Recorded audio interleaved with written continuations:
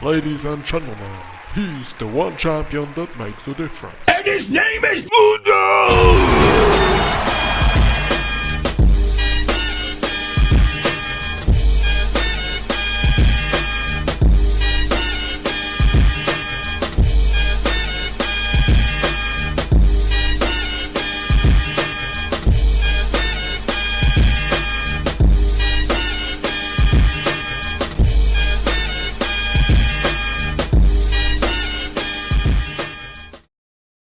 Und damit herzlich willkommen zu meiner allerersten Guide.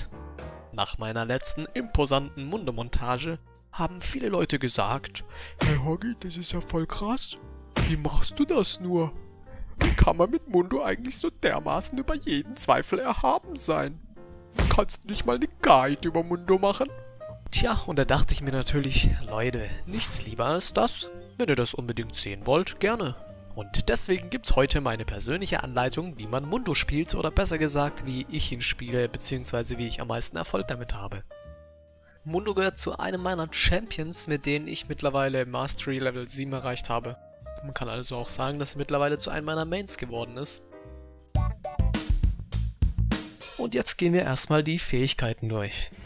Als erstes maxe ich Mundos Q, weil wir damit erstens Schaden basierend auf dem Leben des Gegners machen und weil wir ihn zweitens ziemlich verlangsamen.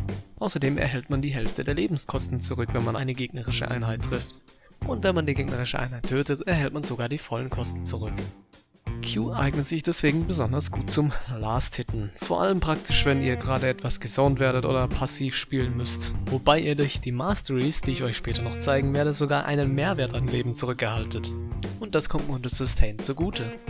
Und natürlich eignet sich Q auch sehr gut zum Poken und Chasen des Gegners. Als zweites maxe ich Mundos E, womit ihr zusätzlichen normalen Schaden erhaltet, basierend auf dem Leben von Mundo. Besonders praktisch ist hier die Auto-Attack-Reset-Funktion. Wenn man sein E richtig einsetzt, kann man damit zum einen besser last-hitten und zum anderen besser traden.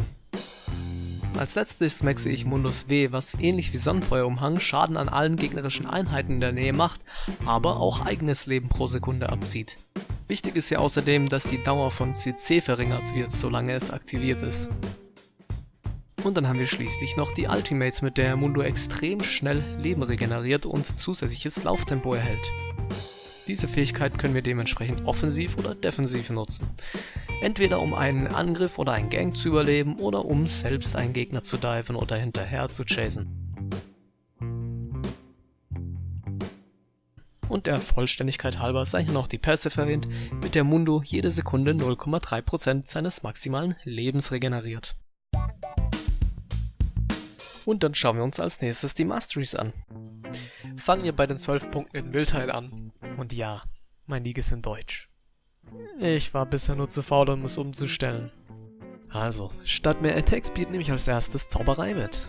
Denn wie ihr in den bisherigen Ausschnitten vielleicht schon mitbekommen habt, ist man mit Mundo meistens am Tanken oder Qen oder Auto-Attack resetten, wofür man Attack Speed ja nicht braucht. Als zweites nehme ich Fraß, weil Mundo Leben ja immer gut gebrauchen kann. Nicht zuletzt, weil seine Fähigkeiten ja kein Mana, sondern Leben kosten. Als drittes habe ich Vampirismus statt Naturtalent ausgewählt. Unter anderem, weil Zaubervampir bei Mundos Q funktioniert. Die zusätzlichen AD und AP von Naturtalent sind dagegen irrelevant, da ich mir mit Mundo hauptsächlich Tanky-Items hole. Und als viertes nehme ich Kampfmeditation, denn mit einem Tanky Mundo wird man eher mal bis zu 5 Sekunden in einem Kampf verwickelt sein. Zweischneidiges Schwert würde ich nicht nehmen, weil man als Tank ja oft von mehreren Gegnern gleichzeitig gefokust wird und manchmal vor lauter CC sowieso kaum mehr zum Auto-Attacken kommt, weshalb man unnötigerweise mehr Schaden einstecken müsste. Und Kopfgeldjäger bringt ja gerade am Anfang noch nichts und ist, denke ich, eher was für Assassins oder den Carry oder jemand, der viel roamt, also jemand, der halt darauf ausgelegt ist, viele Gegner zu killen. Bei Entschlossenheit nehme ich lieber Unnachgiebigkeit statt Erholung, wovon man meiner Meinung nach insgesamt mehr profitiert, zumal mir 2 Leben alle 5 Sekunden einfach zu wenig sind. Und dann nehme ich zähe Haut, weil man als Tank ja oft von mehreren Champions und Minions gleichzeitig angegriffen wird. Wenn man aber eine schwierige Lane hat und denkt, hauptsächlich unter dem Tower stehen zu werden, könnte man auch darüber nachdenken, Belagerungsmeister mitzunehmen. Als nächstes habe ich Runenrüstung ausgewählt.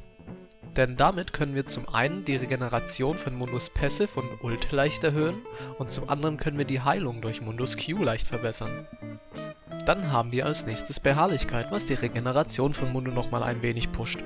Vor allem bei Champions mit viel HP immer eine gute Wahl. Früher habe ich auch oft mit Einsicht gespielt, weil die paar Sekunden, in denen man seine Summoners früher wieder ready hat, manchmal Gold wert sein können. Und dann nehme ich meistens Schnelligkeit, weil ich zum Beispiel oft mit Mundo und seinem Q mit relativ kurzem Cooldown gute Gegner hinterher chasen kann. Allerdings ist die Wahl hier auch von der gegnerischen Teamkonstellation abhängig. Wenn der Gegner wenig oder gar keine Slows hat, stattdessen aber Stunts und Roots, bringt euch legendärer Wächter natürlich mehr als Schnelligkeit. Und zu guter Letzt habe ich als Key Mastery Umklammerung der Untoten ausgewählt. Denn ich werde mit Mundo massig HP stacken und deswegen auch in der Lage sein, mich durch meine Autotags immer mal wieder ein bisschen zu healen. Übrigens müsste diese Mastery meines Wissens dann auch von der Runenrüstung profitieren. Springen wir als nächstes zu den Runen. Bevor ihr euch wundert, es hat gewisse Gründe, warum ich nur 3 Runenseiten habe. Unter anderem, dass ich erst seit rund 2 Jahren LoL spiele und keinerlei Geld dafür ausgebe. Aber zurück zur Runenseite für Mundo. Ich habe mich hier für 9 große Glyphen der Magieresistenz und 5 große Siegel des Lebens entschieden. Und der Rest ist, wie ihr seht, lediglich Rüstung. Damit bin ich bisher immer relativ gut zurechtgekommen. Aber ich bin da auch offen und interessiert an anderen Vorschlägen. Wenn ihr welche habt, und das gilt jetzt nicht nur für die Runen, sondern für das gesamte Video, dann ab damit in die Kommentare. Denn konstruktive Kritik ist immer gern gesehen. Und falls ich irgendwann mal Scheiße reden sollte, helft ihr damit nicht nur mir, sondern auch anderen Leuten, die sich das Video irgendwann mal anschauen könnten. Schauen wir uns jetzt die Summoners an. Ich spiele Mundo immer mit Teleport und Ghost. Flash kann zwar situativ besser sein, aber es gibt auch gute Gründe, warum ich gerne Ghost nehme. Und zwar insbesondere die krasse Synergie von Ghost und Mundus Ulti.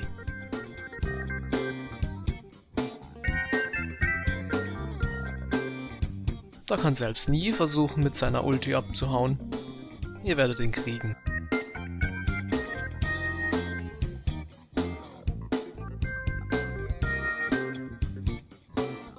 Oder Nie kann versuchen, euch hinterher zu rennen und zu flashen. Er wird euch nicht kriegen.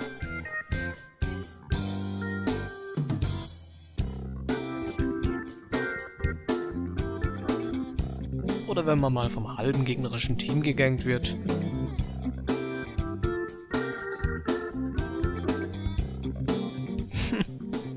Nope. Sie werden euch nicht kriegen.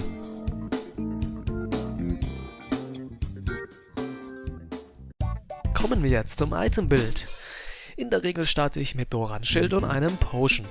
Mein erstes fertiggestelltes Item hängt immer vom Gegner ab. Spiele ich gegen einen AD-Champ auf der Lane, hole ich mir Sonnenfeuerumhang. Und wenn ich gegen einen AP-Champ spiele, hole ich mir Geistessicht als erstes. Beides sind essentielle Items und sollten deshalb möglichst früh gekauft werden. Denn beide Items geben euch zum Beispiel viel Leben und Resistenz. Außerdem hilft euch die Passive von Sonnenfeuerumhang besonders in Melee-Fights und beim Farmen, während Geistessicht Mundus Heal und Regeneration verstärkt. Zu den wichtigsten Items zählt außerdem die titanische Hydra, was ich mir meistens als drittes kaufe. Oder auch früher sollte es sehr gut laufen. Durch dieses Item wird Mundo zu einem richtigen Biest. Denn die titanische Hydra gibt Mundo mehr Leben, zusätzliche Lebensregeneration, ein bisschen AD, eine Passive, mit der ihr noch besser farmen und Waves clearen könnt und eine extrem wichtige Active. Mit dieser Active habt ihr nämlich neben eurem E eine zweite Auto-Attack-Reset-Option. Und der Schaden skaliert auch noch mit der maximalen HP, die wir mit Mundo ja ohnehin stacken. Das ermöglicht es uns, nicht nur tanky zu sein, sondern auch einen erheblichen Schaden am Gegner anrichten zu können. Kombiniert man nun Mundus E mit der Active von Titanic, kann man doppelt bzw. zweimal hintereinander Auto-Attack resetten und somit innerhalb einer Sekunde teilweise enormen Schaden verursachen. Mit dieser Combo, verbunden mit der Ulti und Ghost und vielleicht noch ein paar Qs, die treffen sollten, entscheidet man mit Mundo die Fights für sich. Die Wahl der restlichen Items ist dann immer situationsabhängig. Relevante Items sind Randuins Omen, Dornenpanzer, Frosthammer, Amoks Rüstung, Steraks Pegel, Panzer des Toten Mannes und Schutzengel. Ich persönlich kaufe mir am häufigsten Randuins Omen und Steraks Pegel. Die Wahl der Boots würde ich übrigens ebenfalls von der gegnerischen Teamkonstellation abhängig machen. Gegen viel Slow wählt man die Stiefel der Wendigkeit, gegen viel AD die Ninja Tabi und gegen viel AP und CC Merkus Schuhe. So, das war's von meiner Seite aus. Ich hoffe, meine Guide hat euch gemundet. Ich wäre wie gesagt froh über jede Kritik oder Anregung. Also, haut rein und bis zum nächsten Mal.